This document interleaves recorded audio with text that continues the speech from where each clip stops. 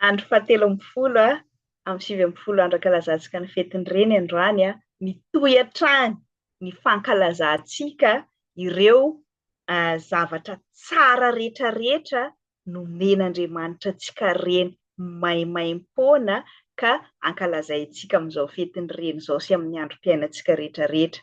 Na mafisiko na verimberiko tao anatin'izay fankalazana izay fa isika reny no isan'ny lakileny fanovana ny fiainantsika tenantsika sy ny fiainan'ny zanantsika, izany hoe antoky ny taranaka rehetra rehetra izay indrindra ho antsika malagasy, isika tsy patria ohatra ny fitenin'ny frantsay fa firenena. Ilay reny no maha izy azy ny firenena amintsika fa tsy pera tahaka ny tontolo tandrefana nahazatra izay moa no nahatonga an zareo anie afara tamin'ny ady lehibe anankiroa zao tontolo zao, rehefa ny lehilahy no avelanao hitarika fa tsy ilay vehivavy nomen'Andriamanitra fo sy fitiavana naturel. Dia amin'izao fotoana zao mandroso be ry zareo tandrefana satria rehefa nandehandeha tany amintsika tany izy nahita ny Afrikanina sy ny Malagasy nametraka ny toeran'ny vehivavy. Isika Malagasy efa nanana mpanjaka vavy firy izay vao gaga ny Eoropeanina hoe ay ve ny vehivavy mahay mitondra e, izay izy vao nianatra n'izany feminisma zany. Ny vehivavy taty andrefana taty Eropa sy taty Amerika nieritreretina fa fanaka malemy, princesse malemilemy. Fa ny vehivavy Afrikanina sy ny vehivavy Malagasy tsy ary niady an'izany hoe omenareo zo hiasa zay, fa ny vehivavy Afrikanina sy ny vehivavy Malagasy zany efa niasa tanimbary efa hatramin'ny oviana, mbola tsy nisy resaka zon'ny vehivavy zany ny vehivavy Malagasy efa nanan-jo foana. Tsy nisy an'izany ohatra ny any vazaha hoe rehefa manambady dia lasa mitondra ny anaran'ilay vadiny, tsy mitondra ny anarany mihitsy fa ao an-tokantranon'ny ray aman-dreniny izy dia mitondra ny anaran'ny rainy, dia rehefa mivoaka tao izy dia mitondra ny anaran'ny vadiny. Tsy izany ny vehivavy Afrikanina sy ny vehivavy Malagasy. Manana ny maha izy azy atsika, manana ny identitentsika, ny anarantsika foana ny anarantsika, misy foana ny miantso hoe madama an'izao fa tsy officiel iny. Amin'ny pasiporo amin'izao taty afara no azo apetaka hoe épouse de zao, fa manana safidy. Za zao dia tena nanana safidy tamin'izany na dia mbola tamin'ny marie ny anarako foana ho any atao amin'ny pasiporoko fa tsy asiana épouse de zao zany satria manana an'izay fahefana zay tsy ananany vehivavy hafa zay isika Malagasy. Isika no antoky ny fampandrosoana ny firenena tompoko. Aza variana manome tsiny fotsiny hoe ireo mpitondra lehilahy marobe ny fidintsika reo foana nometsika tsiny, fa manomboka ao an-tokantrano. Rehefa ny tokantrano tsirairay no mandroso sy lasa vanona, dia ilay firenena miankina amintsika reny dia lasa mandroso sy vanona. Izany hoe isika reny no tompony lakile ny fampandrosoana. Aiza ny azahoantsika reny an'izany force zany? Efa nomen'Andriamanitra maimaim-poana naturel amintsika. Inona ny tsy mahatonga an'io lakile io misokatra? Satria nisy angano arirarira na mitana ny saintsika hoe miankina amin'ny lehilahy hony atsika. Tsisy dikany izany vehivavy tsy manambady zany. Izany reny tsy manambady zany hony vehivavy ratsy fitondran-tena, vehivavy tsy manana ny maha izy azy eo anatrehan'ny fiarahamonina. Izany lainga izany no ny transmitevana, zany hoe ny fandovana tamin'ny generation maro nanomboka tamin'ny nahatongavan'ireo vazaha tsy nahay an'izany heriny reny zany dia mbola hinotsika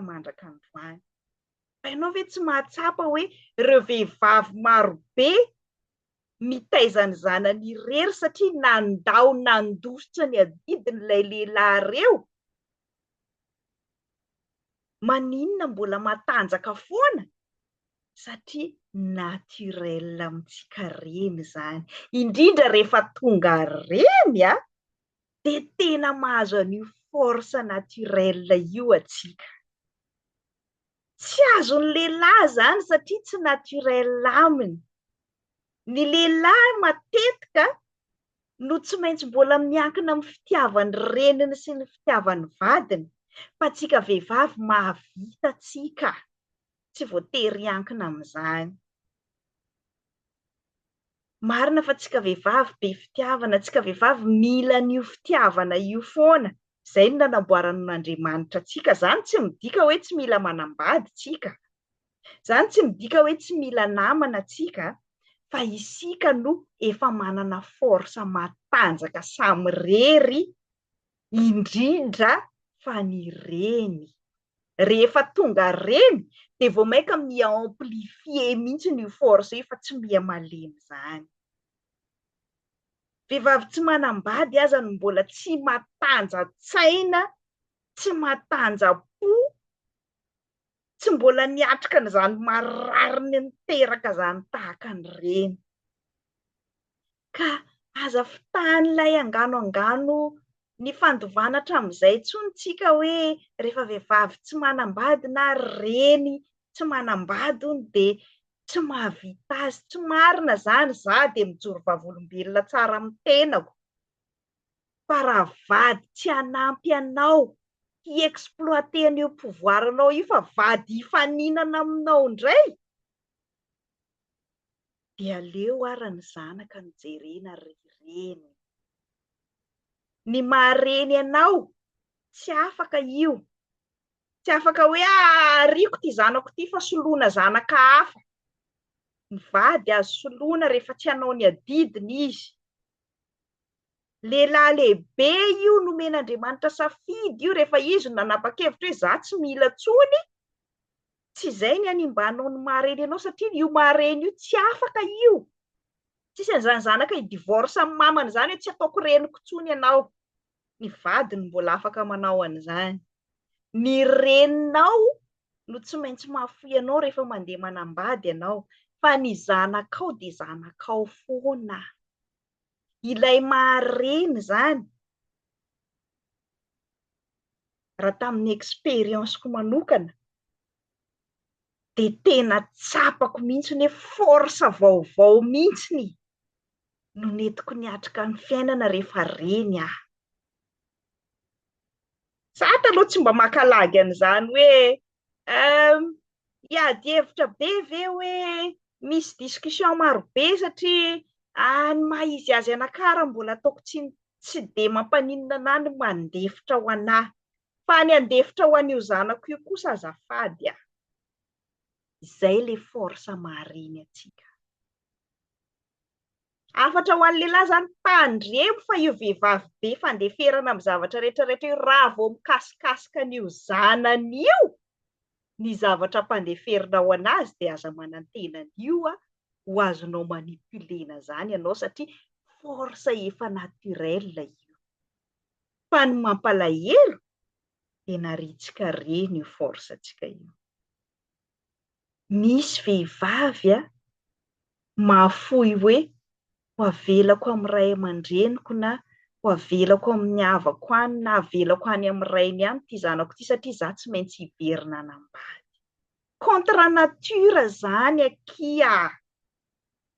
Na ianao anie mahatsapa mihitsy normal mihitsy ianao manao an'izany fa izay no lasa toe-tsaina vaovao ifandovana.